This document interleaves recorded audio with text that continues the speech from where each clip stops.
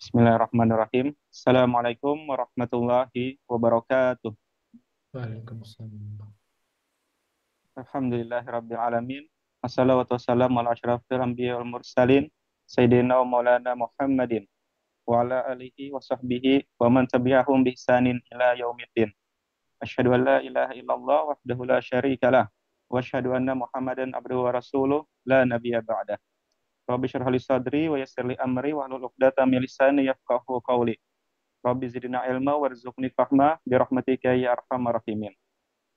Alhamdulillah peserta program spesial Ramadan MNFTV dimanapun Anda berada. Hari ini kita kembali berjumpa di acara spesial dari MNFTV dengan tajuk program spesial. Kemudian yang pertama, puji dan puji syukur selalu kita haturkan kepada Allah Subhanahu wa taala karena berkat taufik hidayahnya lah kita dapat menikmati nikmatnya iman sampai saat ini. Kemudian selawat serta salam semoga selalu tercurah kepada junjungan kita Nabi besar Muhammad SAW, kepada para keluarga beliau, sahabat beliau, dan umat beliau yang istiqomah di atas sunnah beliau hingga akhir zaman. Yang ketiga, ahlan wa sahlan saya ucapkan kepada seluruh peserta kajian MNSTV dimanapun Anda berada.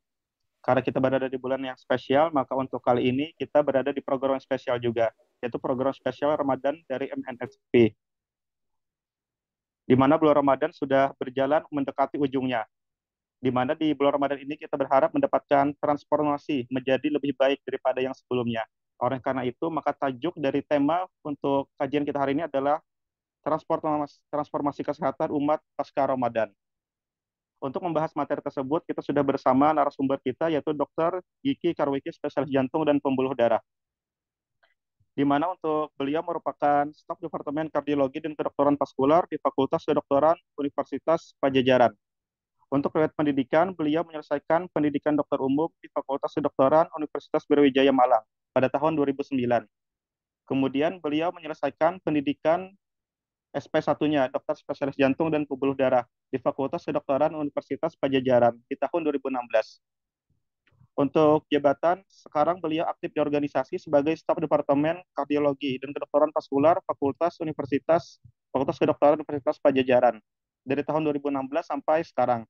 Kemudian beliau juga aktif sebagai anggota ID dari tahun 2009 sampai sekarang dan anggota Perki cabang Bandung dari tahun 2016 sampai sekarang. Beliau juga aktif sebagai pengisi kajian dari materi rutin Hab Syariah setiap Ahad pagi. Kemudian untuk pengalaman praktek beliau, beliau berpraktek di Rumah Sakit Hasan Sadikin Bandung, Rumah Sakit Santosa Bandung Sentral, dan Rumah Sakit Karisma.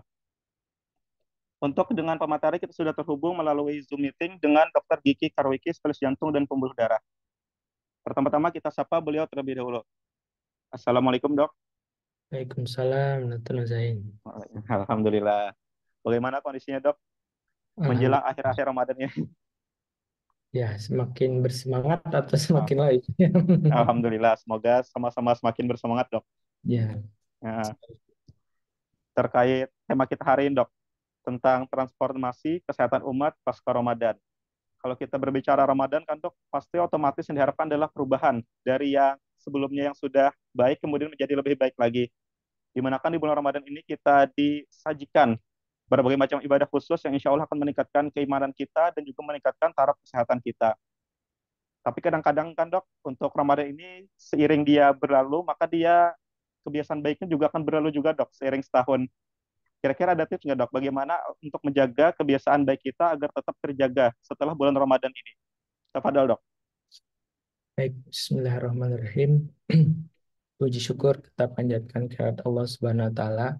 Salawat serta salam selalu tercurah kepada junjungan kita Rasulullah sallallahu alaihi wasallam beserta para keluarga dan sahabatnya sampai akhir zaman. Jadi kita tahu bahwasannya Ramadan itu adalah suatu bulan yang Allah istimewakan, ya. Bulan di mana penuh keberkahan, di dalamnya terdapat satu malam yang lebih baik daripada 1.000 bulan, ya.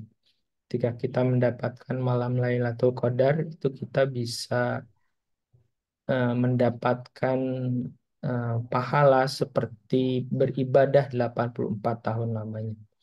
Di dalam bulan Ramadan juga kita terbiasa untuk melakukan ibadah-ibadah sunnah, ya.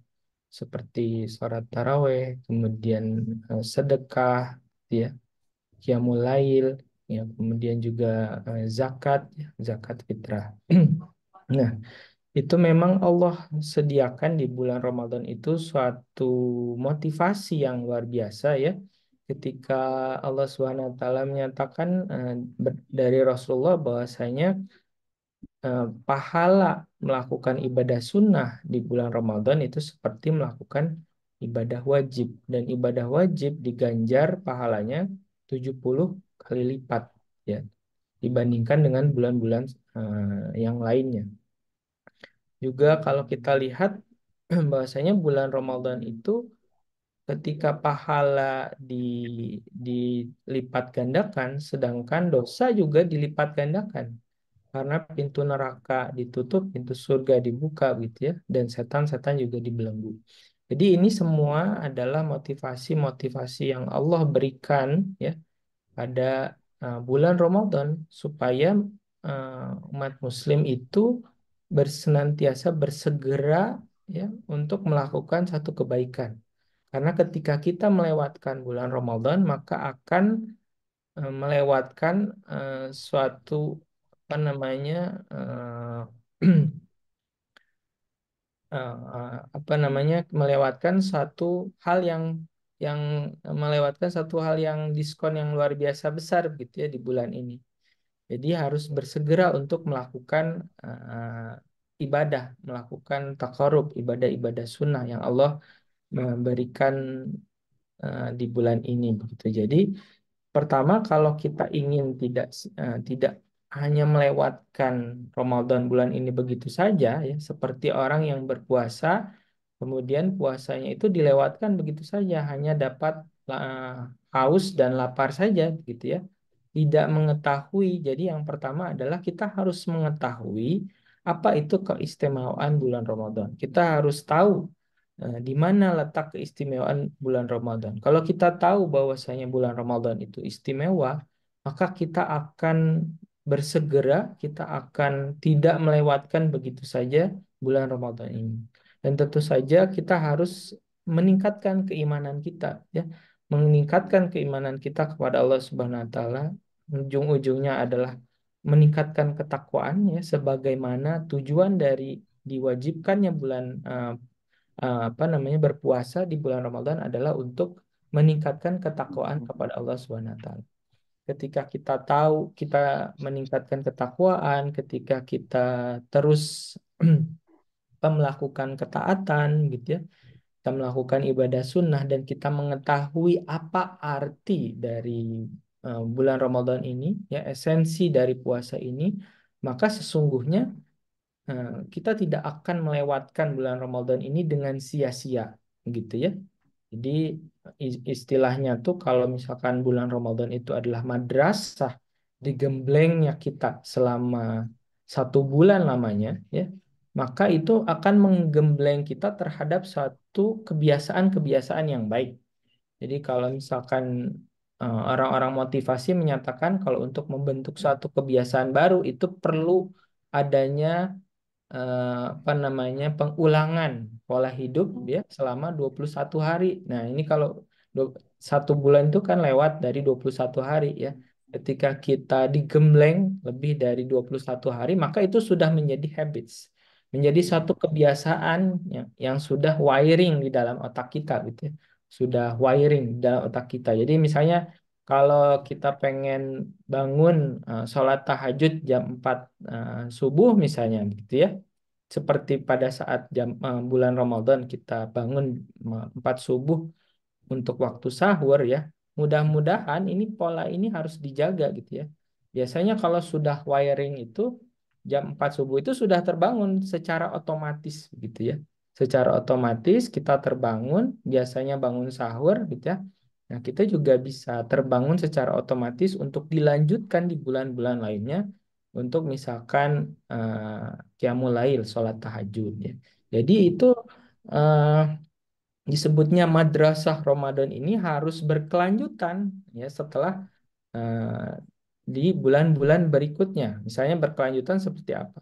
Kalau bulan Ramadan ini kita berpuasa, ya, dan tidak tidak ada jedanya ya, terus-terusan berpuasa, maka nanti kita bisa melanjutkan itu puasanya dengan misalkan Senin Kamis ya, puasa ayam mulbit misalkan seperti itu, atau puasa Daud selang-seling puasa, selang-seling berbuka begitu ya.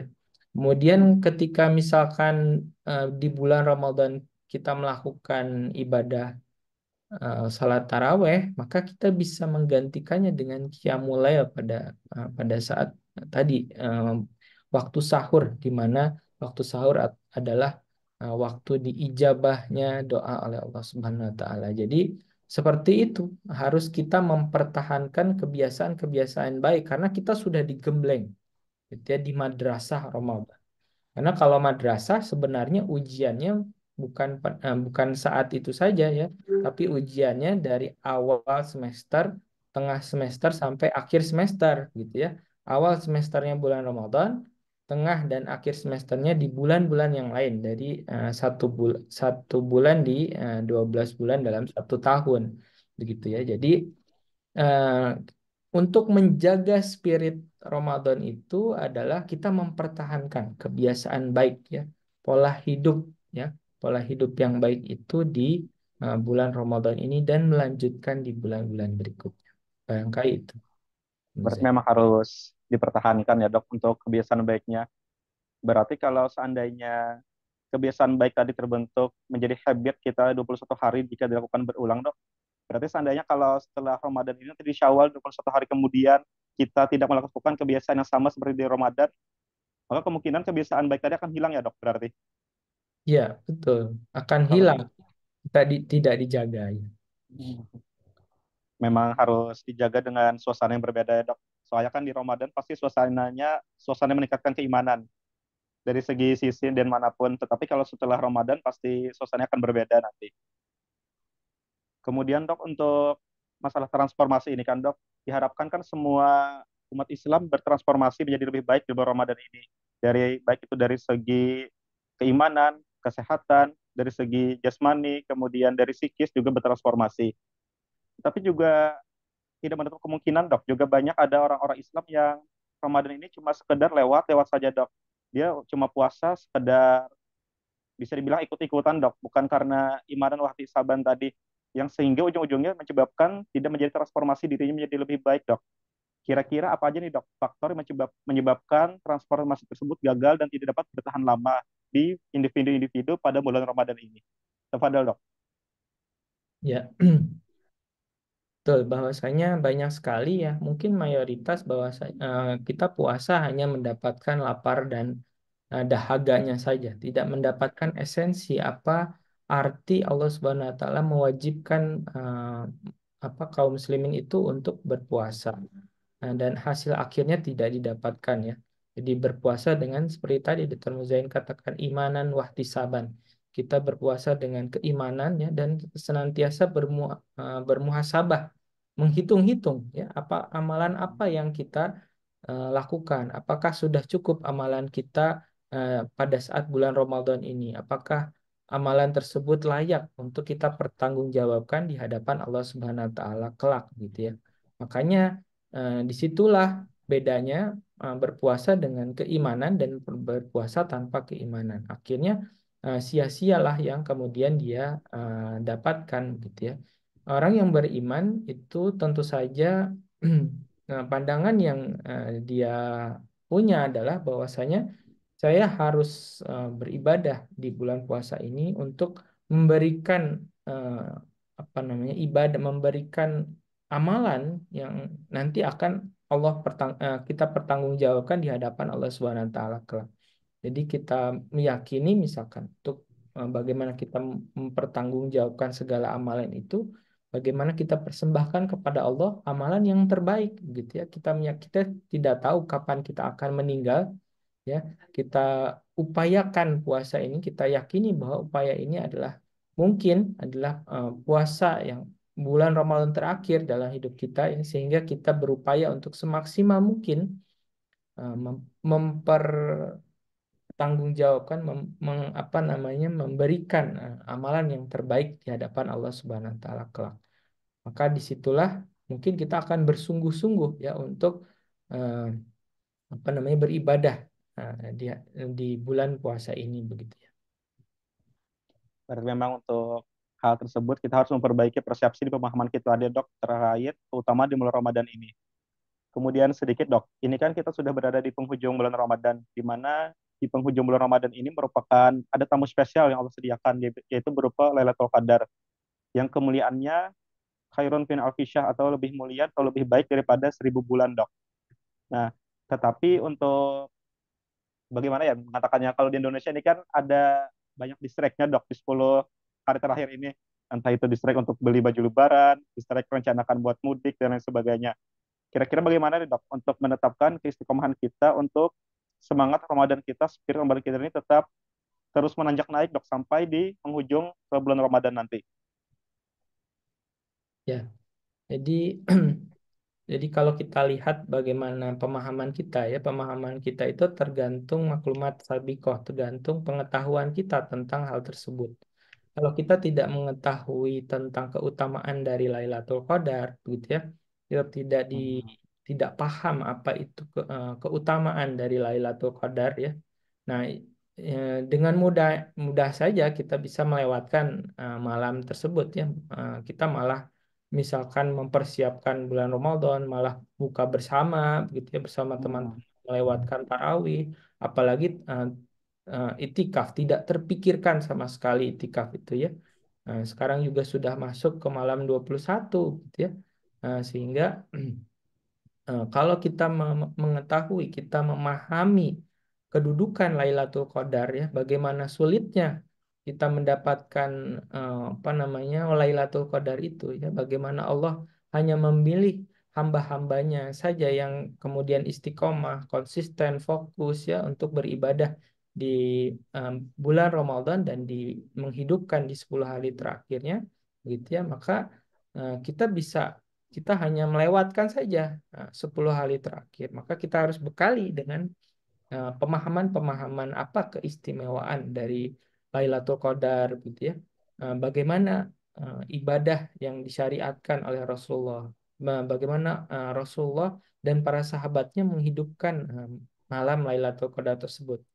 Jadi kalau umur kita mungkin hanya maksimal ya, angka hidup orang Indonesia tuh rata-rata kan hanya 74 tahun. Itu maksimalnya gitu ya. Ketika Allah menganugerahkan kepada hambanya mendapatkan malam Lailatul Qadar ya sama seperti 1.000 bulan atau 84 tahun ya. Berarti orang itu beribadah selama 84 tahun ya terus-menerus nonstop. Sedangkan orang kita nggak mungkin atau hanya segelintir orang yang bisa mencapai usia 84 tahun. Bahkan kalau kita hitung-hitung mungkin ibadah kita hanya berapa persen begitu ya dari eh, 84 tahun itu gitu. Jadi sedangkan yang disebut sebagai seperti beribadah 84 tahun lamanya itu ya nonstop ya seperti itu. Jadi sungguh-sungguh sangat merugi ya kalau kita melewatkan eh, apa namanya malam Lailatul Qadar tersebut. Jadi kita harus berupaya semaksimal mungkin ya dikatakan Rasulullah mengencangkan ikat pinggangnya kemudian mengajak keluarganya ya istri-istri dan anak-anaknya untuk menghidupkan 10 malam terakhir itu untuk beribadah kepada Allah Subhanahu wa taala. Ya. Berarti memang harus untuk ilmu dan maklumat sabikoh kita tadi harus kita perdalam lagi ya dok, supaya kita meningkatkan motivasi dan keinginan kita untuk meraih malam Lailatul Qadar tadi. Menarik dok, terkait yang dokter sampaikan tadi, terkait harapan usia hidup penduduk saat ini itu sekitar 74 tahun. Yang kalau tidak salah kan, kalau saya dengar dari hadis Rasul, katanya semua, izin koreksi ya dok, katanya semua penyakit katanya ada obatnya, kecuali penyakit tua atau penyakit degeneratif kayak gitu dok.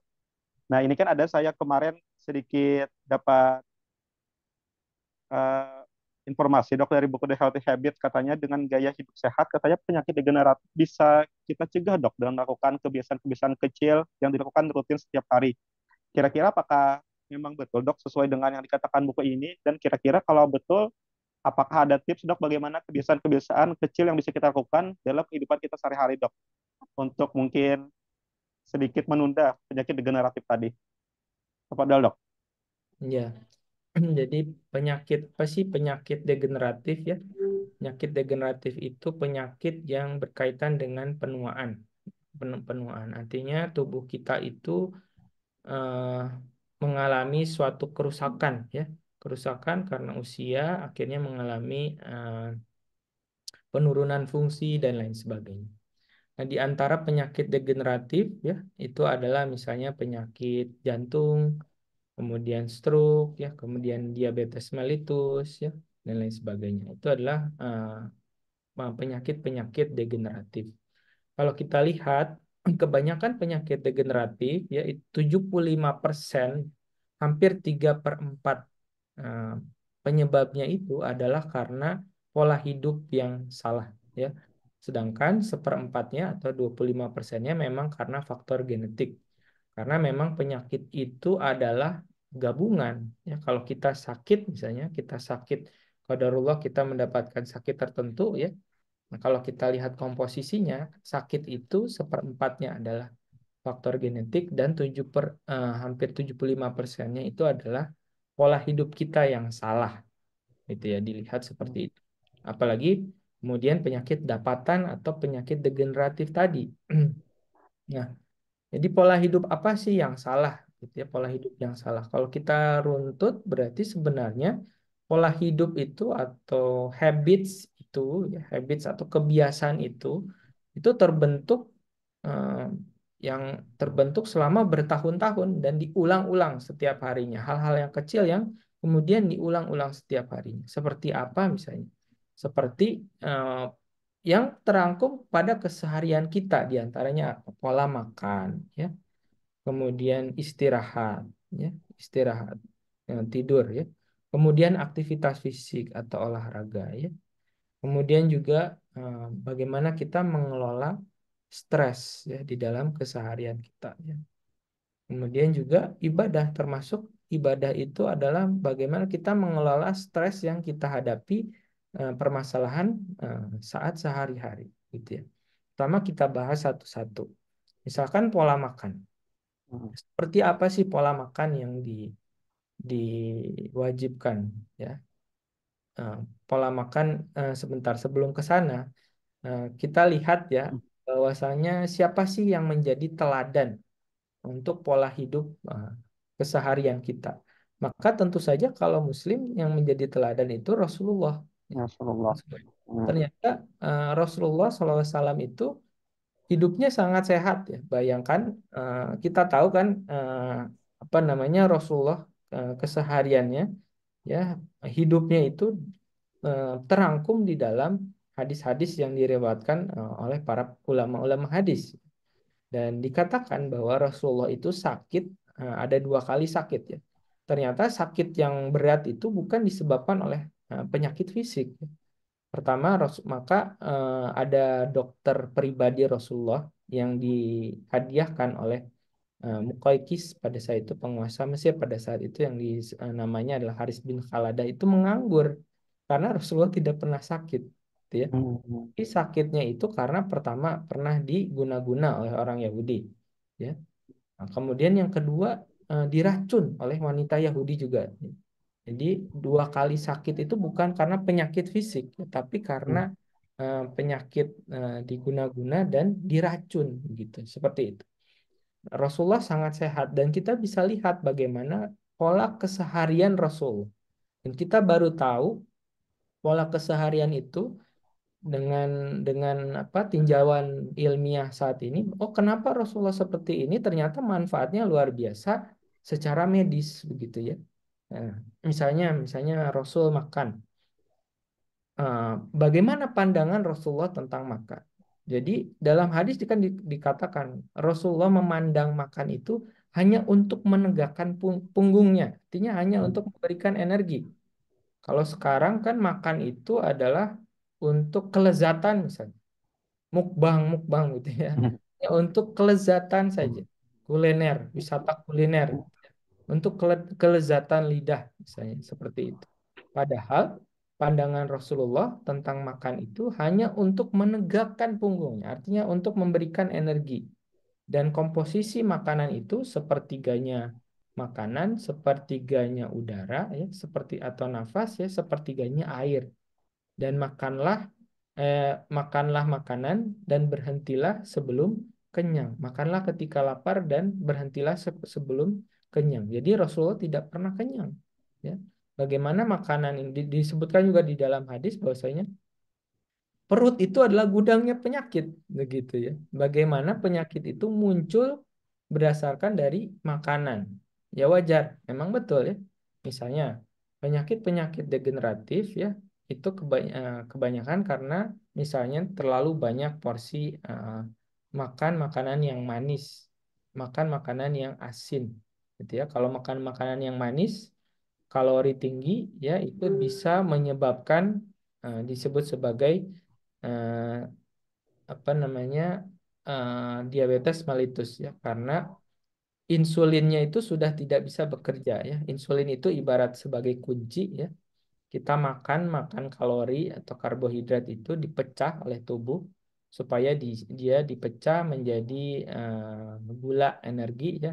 Gula itu bisa dalam bentuk misalkan nanti glikogen yang disimpan di dalam hati ya. Nah, kemudian dikonsumsi oleh otak dalam bentuk ATP ya, dipecah menjadi energi ATP. Nah, untuk masuk ke jaringan itu perlu insulin. Kuncinya itu insulin yang dihasilkan oleh pankreas. Nah, kalau misalkan kalori yang kita makan berlebih, ya, itu kemudian ditimbun dalam bentuk apa? Lemak. Ya, jadi karbohidrat itu oleh insulin bisa dimasukkan di gudangnya, di gudang jaringan lemak, di gudang adipos ya. Jaringan lemak itu dalam bentuk karbohidrat itu disimpan dalam bentuk lemak. Jadi kalau kita makan terus ya, so akhirnya menyebabkan si insulinnya ini menjadi rusak. Kuncinya ini menjadi rusak, menjadi tidak sensitif lagi ya terhadap jaringan. Karena kalau kita tahu kan kunci itu kalau dipakai terus akan rusak gitu ya. Begitu juga insulin. Kalau kita makan terus, makan manis terus ya, maka akan mengalami kerusakan. Jadi insulinnya sudah tidak bekerja, akhirnya gula di dalam darah terus-menerus tinggi. Ketika gula terus-menerus tinggi di dalam darah, akhirnya merusak semua organ. Jantungnya rusak, pembuluh darahnya rusak, ginjalnya rusak, matanya rusak. Nah, diabetes kemudian sekarang menjadi masalah utama ya di negara-negara berkembang. Karena apa? Karena pola makan tinggi gula gitu ya. Begitu juga jantung misalnya. Kalau jantung itu kan kalau makanan berlemak, makanan dengan saturated fat ya, itu eh, gurih, enak. Gorengan misalnya gorengan, minyak yang kita beli di tukang gorengan ya, minyaknya dipakai terus, minyaknya hitam itu lebih enak daripada minyak yang bersih. Nah, nah, saturated fat itu dia berbahaya, dia bisa meningkatkan LDL. Ya, jadi kalau kita lihat apa namanya penelitian studi yang terkini itu, yang menjadi masalah itu adalah lemak jahat yang disebut LDL. LDL-nya tinggi, dia bisa bikin aterosklerosis ya. Jadi penimbunan lemak jahat di dalam pembuluh darah. Nah, ketika terjadi penimbunan lemak di dalam pembuluh darah, pecah ya pembuluh darahnya bisa bikin serangan jantung, pecah pembuluh darah di otak, bisa bikin stroke ya meski misalkan makanan pengaruhnya 20% ya tapi itu juga sangat-sangat berpengaruh ya. LDL itu terbentuk dari pola makan kita. Begitu juga tadi dengan diabetes mellitus gitu ya. Nah, semuanya betul apa yang dikatakan oleh hadis Rasulullah, semuanya ujung-ujungnya adalah dari makanan. Makanya eh, beberapa disitulah misalkan apa namanya pentingnya berpuasa ya. Berpuasa itu ada hadis dikatakan sumutasihu, berpuasalah maka kamu akan sehat ya. Berpuasalah kamu akan sehat. Tidak hanya spirit puasanya, kita membatasi konsumsi makanannya. Kita juga harus memilih makanan-makanan yang baik, makanan-makanan halal dan toyib, ya, makanan yang halal dan menyehatkan, yang sifatnya sehat, gitu ya. Kalau buka makannya jangan gorengan, ya, tapi kalah dengan apa yang disunahkan Rasul yaitu kurma, ya.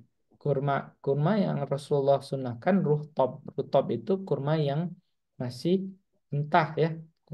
biasa kuning ya, rutop itu kuning. Em, Rasanya itu seperti kelapa ya, seperti kelapa seperti itu. Nah, atau kalau tidak ada kurma yang mentah, kurma kering ya, kurma yang biasa kita makan seperti itu. Jadi itulah bagaimana Rasulullah mencontohkan makanan ya. Makanan itu Rasulullah diriwayatkan banyak hadis juga, Rasulullah memilih jenis-jenis makanan, disebutkan berminyaklah dengan minyak zaitun karena minyak zaitun itu sehat. Ya, kita tahu diet yang disebutkan ya oleh para ahli gizi, diet yang paling sehat di dunia itu apa? Diet Mediterranean diet ya. Mediterranean diet itu menggunakan olive oil atau minyak zaitun sebagai minyak utamanya. Tidak digoreng deep fried ya, tapi hanya di apa namanya? di digunakan sebagai dressing salad atau hanya sebagai tumisan saja. Kalau sekarang kan kebanyakan minyak itu minyak nabati digunakan untuk sebagai deep fried. Ketika deep fried itu bisa mengeluarkan lemak yang disebut trans fat ya. Trans fat juga sama bahaya seperti LDL menjadi minyak yang jahat. Jadi kembali lagi makanan ya. Sumutasihu itu berpuasalah maka kamu akan menjadi sehat ya. Baru sekarang ya ternyata berpuasa itu ternyata baik untuk kesehatan dan em, efek kesehatannya itu beyond, artinya sangat-sangat luar biasa. Yang disebutnya sekarang istilahnya intermittent fasting. Intermittent fasting itu seperti puasanya kaum muslimin ya. Orang barat menyebutnya intermittent fasting. Seperti kaum muslimin, intermittent fasting itu dia bisa memecah lemak gitu ya. Dia bisa menurunkan kadar LDL, dia bisa menurunkan kadar tensi, memperbaiki lambung dan lain sebagainya. Itu fungsinya sangat-sangat banyak untuk intermittent fasting itu. Bahkan eh, ada peraih Nobel dari Jepang ya me- menemukan bahwa intermittent fasting itu bisa meningkatkan proses autofagi ya. Autofagi itu artinya tubuh kita kalau misalkan diistirahatkan dia tidak makan, energinya itu disimpan untuk apa namanya mencerna makanan, maka tubuh kita itu ada proses bersih-bersihnya gitu ya.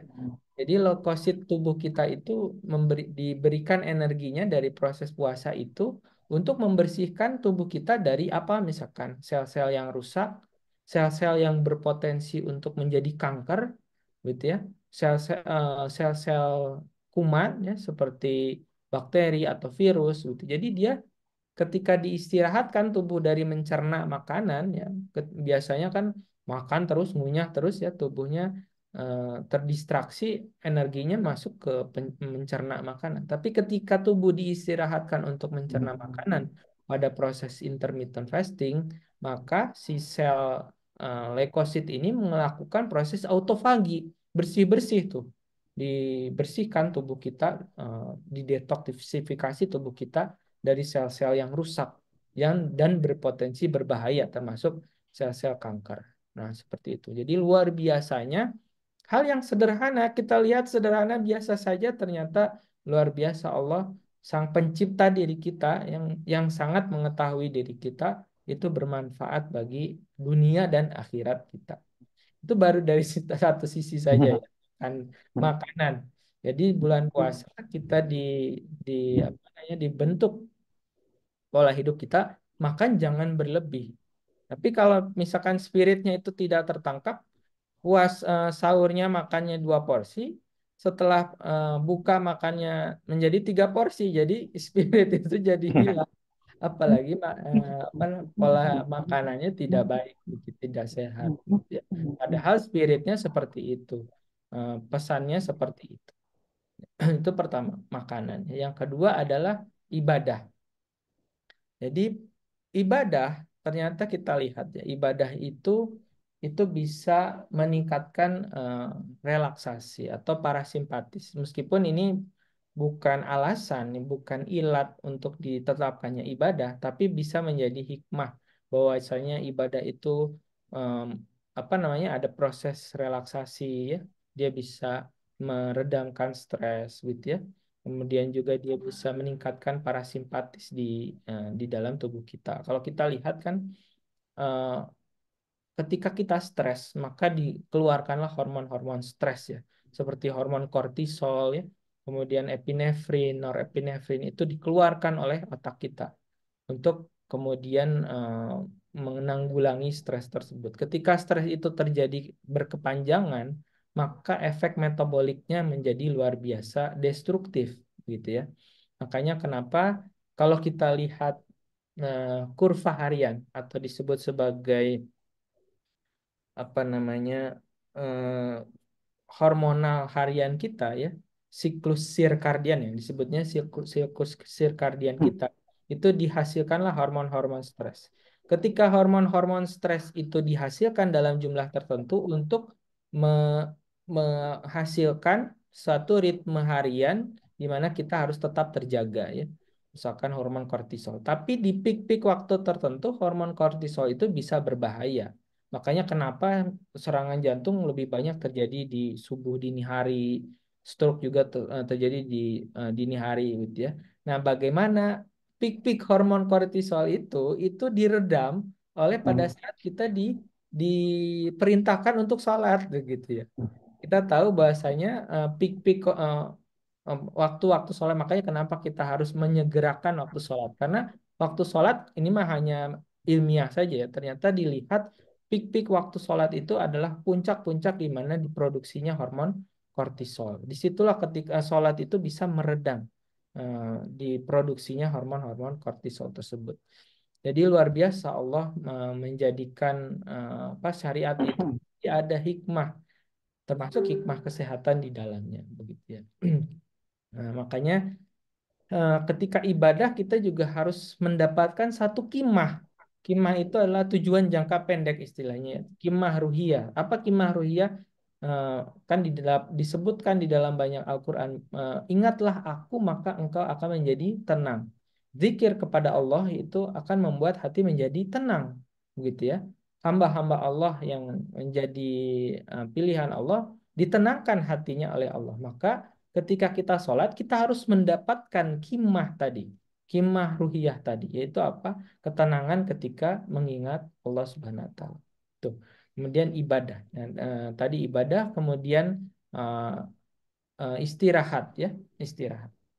Jadi kalau kita lihat keseharian Rasulullah, Rasulullah juga istirahatnya cukup, ya. Istirahatnya cukup. Pola pola istirahatnya itu adalah Rasulullah bangun di 2/3 malam, sholat, kadang sebelum subuh, kemudian beliau tidur sebentar sambil menunggu waktu subuh, ya.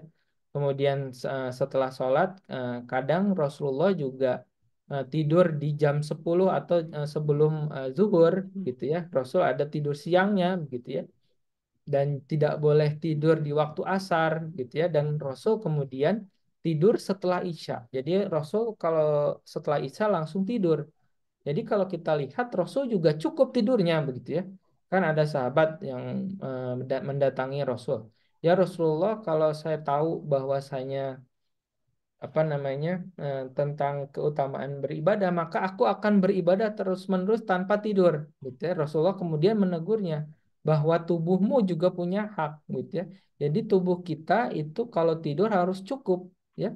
Bagaimana berapa kecukupan tidur? Nah, dirata-ratakan oleh penelitian bahwasanya tidur kita cukup itu sekitar minimal 6 jam, tapi dengan kualitas yang dalam ya, tidur yang dalam ya, seperti itu. Jadi kita harus tidur, cukup tidur ya, karena tidur itu juga waktu untuk merestorasi tubuh kita ya. Ada yang disebut hormon melatonin. Hormon melatonin itu anti kanker, anti radang, anti hipertensi, anti aritmia dan lain sebagainya. Semuanya ada di hormon tidur, hormon melatonin ya, seperti itu. Kemudian yang terakhir adalah olahraga. Rasulullah juga berolahraga ya. Muslim yang eh, Muslim adalah seorang Muslim yang kuat Allah lebih cintai daripada Muslim yang lemah, gitu ya. Jadi tubuh kita itu harus dilatih, di dilatih ya, termasuk semua otot-otot yang Allah berikan kepada kita, gitu ya. Harus dilatih, harus bergerak, ya. Minimal kalau WHO katakan olahraga itu pertama olahraga aerobic exercise ya. Aerobic exercise itu yang menggunakan konsumsi oksigen minimal 150 menit per minggu. Ya, bisa diakumulasi, bisa dipecah-pecah ya, misalkan 30 menit sehari selama 5 hari beserta pemanasan dan pendinginannya. Jadi olahraga juga sama. Olahraga semua efek manfaat kebaikan ada di olahraga. Anti hipertensi, anti kolesterol, kemudian dia bisa menurunkan gula darah yang berlebih, meningkatkan sensitivitas insulin terhadap jaringan ya. Jadi mencegah diabetes gitu ya.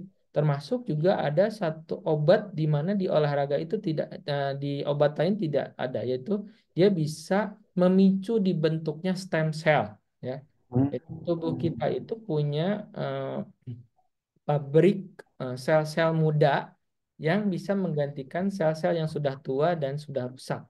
Jadi dikirimkanlah stem cell biasanya berasal dari sumsum tulang, gitu ya. Dengan olahraga itu ternyata memproduksi stem cell dengan jumlah yang cukup untuk menggantikan sel-sel yang rusak. Nah, itu tidak didapatkan pada obat-obatan zaman sekarang sekalipun. Nah, itulah manfaat olahraga, gitu ya. Jadi sekali lagi, pola-pola hidup sehat itu membentuk tubuh kita, membentuk keseharian kita, membentuk otak kita, membentuk pemikiran kita, membentuk produktivitas kita di masa yang akan datang. Jadi semua itu berasal dari pola hidup keseharian. Makanya perlu diperhatikan semua hal tersebut. Berarti memang kita harus lebih perhatian ya dok terhadap pola hidup tadi, karena 3/4 tadi dari pola hidup yang menjadikan sumber dari segala penyakit tadi. Ya, Menarik nih dok, terkait dengan pola hidup tadi kan kita dari makanan, kemudian dari spirit ibadah kita, kemudian dari olahraga dan istirahat kita. Kemudian kira-kira kalau dari aspek ruhiyah atau spiritual dok, apakah juga memberikan efek atau pengaruh terhadap kondisi kesehatan seseorang ya, dari kepada dok? ya. Jadi apakah pikiran berpengaruh kepada penyakit? Ya, dari sekarang kita kemudian melihat banyak orang dengan penyakit-penyakit yang berat, ya, ternyata itu berasal dari trauma yang mendalam, gitu ya. Kalau kita lihat misalkan orang kanker, ya, meskipun tidak semua, ya, orang kanker, penyakit-penyakit katastrofik misalnya, ternyata itu berasal dari trauma yang sangat mendalam, gitu ya.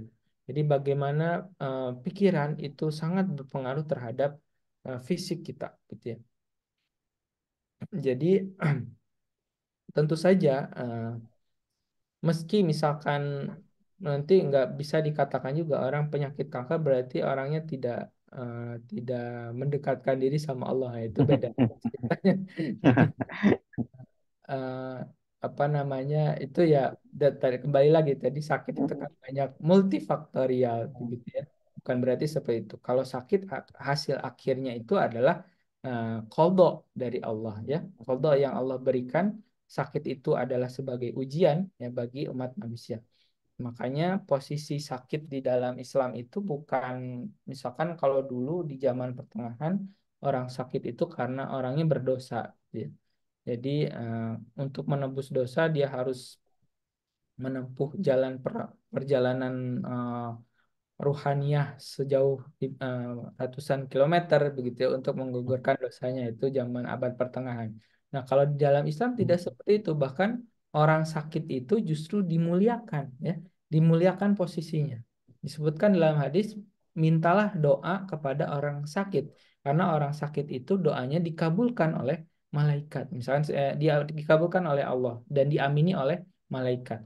Dan orang sakit ketika sakit itu dosanya itu berguguran seperti bergugurannya daun dari pohon-pohonnya. Jadi kalau di dalam Islam sakit yang bersifat fisik justru dihibur oleh Allah SWT dari sisi aspek spiritualnya dengan berkeyakinan bahwasanya ketika sakit Allah gugurkan, Allah hapuskan dosanya, Allah menjadikan sakit itu sebagai kifarat bagi dosanya supaya dia terbebas dari segala dosanya, gitu ya.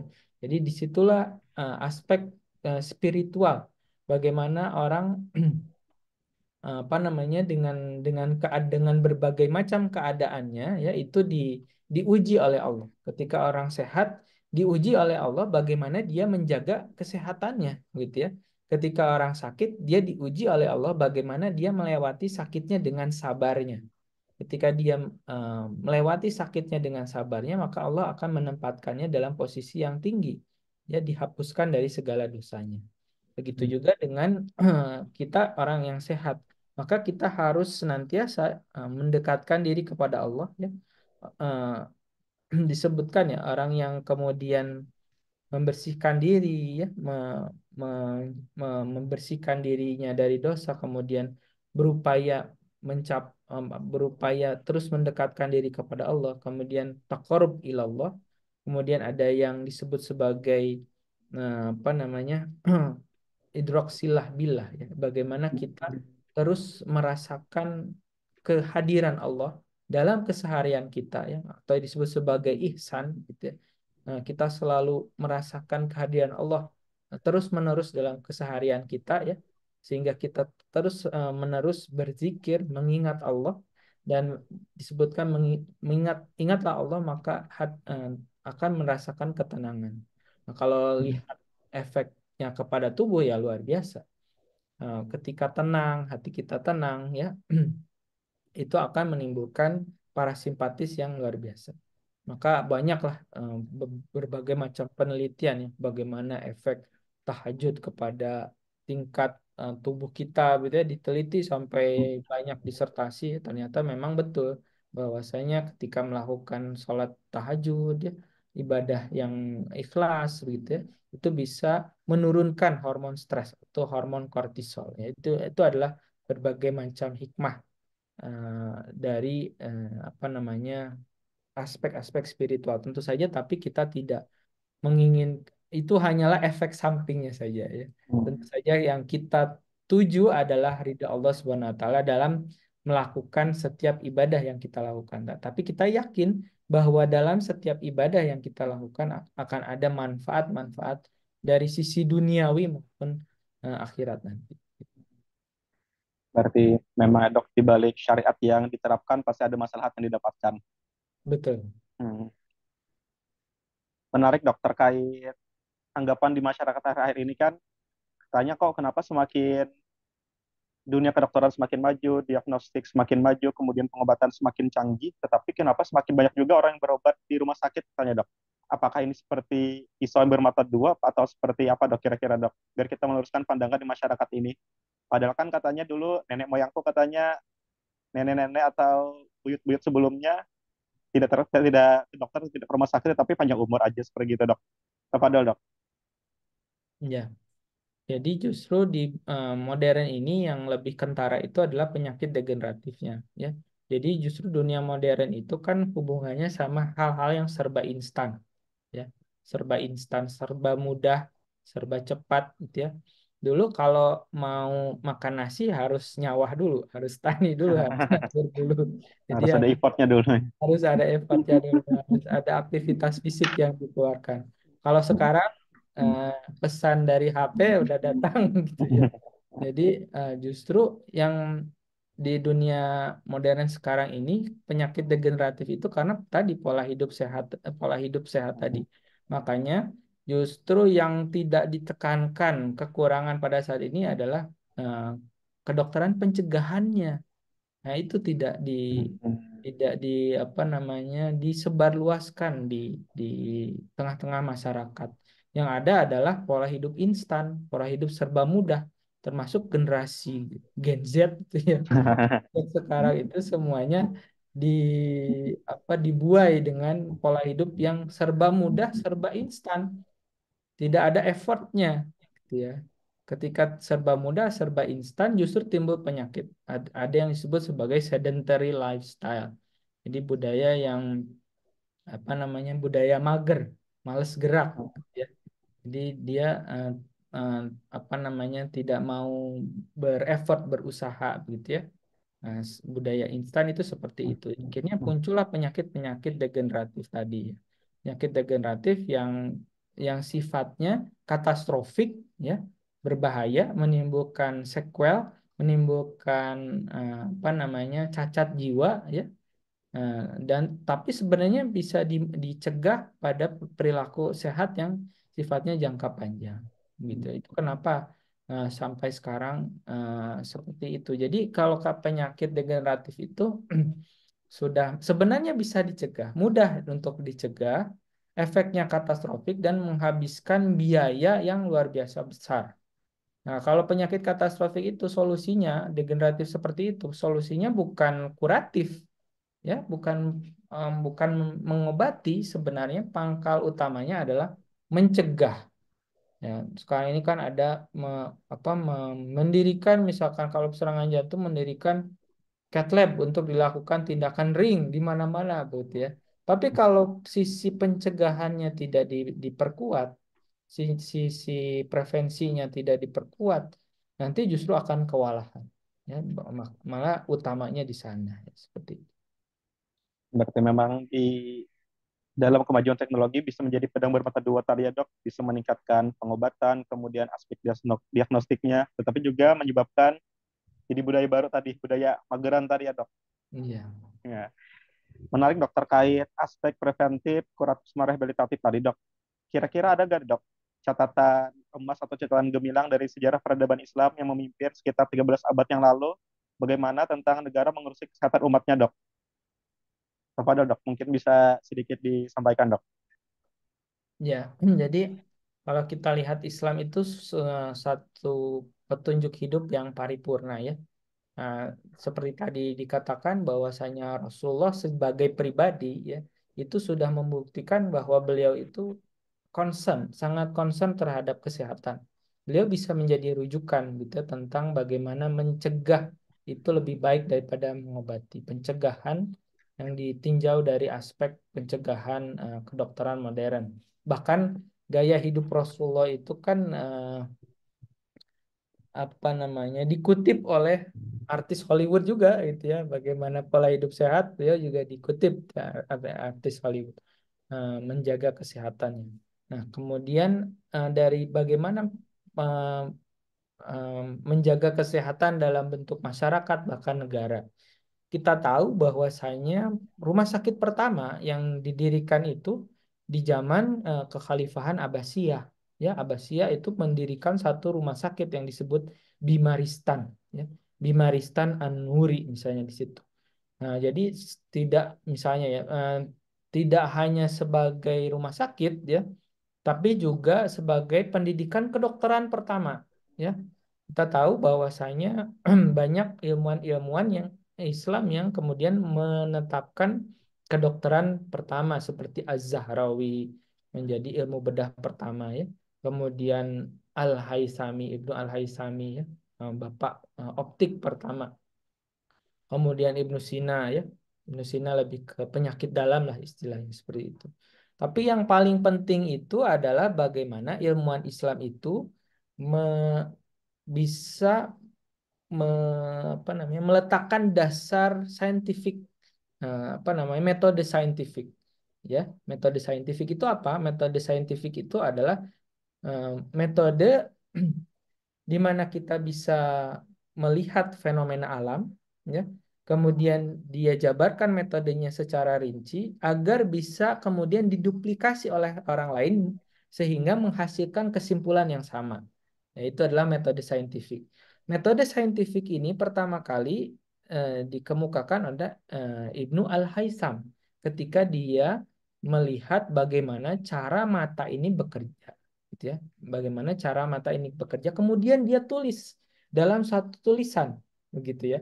Kemudian sampai sekarang ada tulisannya bagaimana mata itu bekerja. Maka timbullah kemudian bagaimana lensa itu bekerja, dibentuklah satu eh, lensa. Lensa itu menyerupai bagaimana mata bekerja. Nah, itu adalah scientific method pertama yang dicanangkan oleh Ibnu Al-Haisam. Ya, jadi bagaimana sekarang orang mengagung-agungkan ya metode saintifik. Padahal metode saintifik itu pertama kali digagas oleh ilmuwan Muslim tadi Ibnu Al-Haisam. Itu dari sisi individu ya, kejayaan Islam. Kalau dari sisi masyarakatnya tadi Bimaristan ya, Bimaristan. Nah, bagaimana kekhalifahan dari Abbasiyah. Kemudian nanti ada Utsmani. Utsmani itu sangat-sangat memperhatikan kesehatan masyarakatnya. Saya pernah berkunjung di satu Darushifa ya. Kalau di Turki Utsmani ada yang disebut Kuliesi. Kuliesi itu adalah kompleks ya, kompleks yang dibikin oleh Sultan ya. Di sananya ada masjid, kemudian ada misalkan ada universitas ya, ada kemudian ada Darushifa atau rumah sakit ya, kemudian ada komplek madrasah ya, itu disebut sebagai kuliasi. Kuliasi ada satu kuliasi yang dia concern terhadap kedokteran, misalnya Bayezid 2 kuliasi. Bayezid 2 kuliasi itu khusus rumah sakit terhadap orang dengan kesehatan mental. Kalau kita lihat bangunan arsitekturnya di tengah-tengahnya ada masjid, kemudian ada Darussifanya. Ya, Darussifanya itu di sana ada tempat untuk apa namanya pengobatannya, ada tempat bedahnya, ada tempat dapurnya, ada tempat ruang akustiknya. Jadi bagaimana si orang yang sakit mental itu diterapi secara holistik, diperhatikan makanannya, diperhatikan apa namanya eh, kesehatannya, udaranya. Jadi kalau kita lihat si arsitekturnya itu sangat memperhatikan udara berada di pedesaan ya. Kemudian juga dia diberikan aromaterapi, wewangian gitu, juga terapi musik gitu. Jadi ada Hmm. setiap harinya itu ada eh, apa namanya eh, orang yang memainkan musik gitu ya, sekelompok orang yang memainkan musik sebagai terapi mentalnya. Jadi seperti rumah sakit modern. Tapi kalau sekarang modern itu kan sifatnya subspesialistik ya, tidak holistik. Hmm. Ini bahkan sifatnya holistik. Bagaimana orang sakit itu diterapi secara holistik. Nah, itulah eh, ketika misalkan penguasa itu memperhatikan aspek kesehatan, maka dia akan memberikan apa dia akan memberikan satu kebijakan yang memang betul-betul serius ya untuk memperhatikan kesehatan rakyatnya. Berarti memang para negara harusnya lebih aktif ya, Dok, dalam menunjang aspek kesehatan masyarakat tadi. Itu. Bukan hanya cuma bikin FK yang banyak ya, Dok, yang baru. Ya, ya, betul. Mungkin itu, Dok, untuk perbincangan kita sudah kurang lebih 1 jam, Dok, terkait tema kita hari ini itu transformasi kesehatan umat pasca Ramadan tadi. Yang penting kita harapkan kan, Dok, dari materi yang disampaikan ini adalah semoga umat dan para peserta dari kajian hari ini tidak hanya membiarkan kebiasaan baiknya terjadi di bulan Ramadan saja tadi, tetapi semoga kebiasaan baiknya juga terus berlanjut sampai 11 bulan kemudian, sampai menyebut Ramadan 1446 Hijriah nanti. Jadi jangan sampai Ramadan kali ini cuma berlaru, dan kemudian kebiasaan baiknya juga ikut berlalu saja, tetapi juga diharapkan kebiasaan baik tadi terus berlanjut sampai 11 bulan ke depan tadi. Kemudian terakhir doa yang ingin saya sampaikan, Dok, untuk kita semua, semoga kita diberikan Allah selalu kesehatan, taufik, hidayah, dan kemudahan untuk menghidupkan hari-hari terakhir di bulan Ramadan ini. Semoga semua amal ibadah kita Allah terima dan semua dosa kita diampuni Allah Subhanahu wa taala dan menjadikan kita pribadi yang fitri atau pribadi yang suci ketika menyambut lebaran nanti. Dan diharapkan juga lebarannya nggak disertai dengan lebaran ya, Dok, karena Iya. pola hidup yang salah tadi. Ya. Mungkin itu, Dok, untuk kajian kita hari ini. Semoga apa yang dokter sampaikan menjadi manfaat dan menjadi yang bermanfaat untuk kita semua. Jazakallah khairan, Dok. Marilah kita tutup kajian kita hari ini dengan membacakan doa kafaratul majlis. Subhanakallahumma bihamdika asyhadu an la ilaha illa anta astaghfiruka wa atubu ilaik. Terima kasih saya ucapkan kepada Dr. Gigi Karwiki, spesialis jantung dan pembuluh darah. Jazakallah khairan, Dok, atas waktu dan ilmunya. Semoga menjadi ilmu yang bermanfaat. Hmm. Saya tutup kajian hari ini dengan mengucapkan alhamdulillah rabbil alamin. Iya, betul. Wassalamualaikum warahmatullahi wabarakatuh.